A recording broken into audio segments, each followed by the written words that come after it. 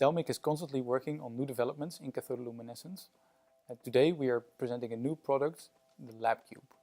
The LabCube is a module for time-resolved cathodoluminescence imaging. The module contains two sensitive single photon detectors which are connected to sensitive timing electronics. Furthermore, it contains two filter wheels with color filters and intensity filters. It can be used for color filtering and intensity filtering. LabCube is an add-on which is fiber coupled and can be added to any existing or new spark spectral system. The LabCube can be used for G2 imaging.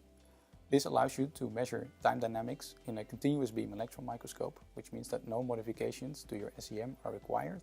Furthermore, you can do lifetime imaging, in which case a pulse electron microscope is required. For more information about time-resolved imaging in cathodoluminescence, we refer you to the website where information can be found in the form of technical notes and another video.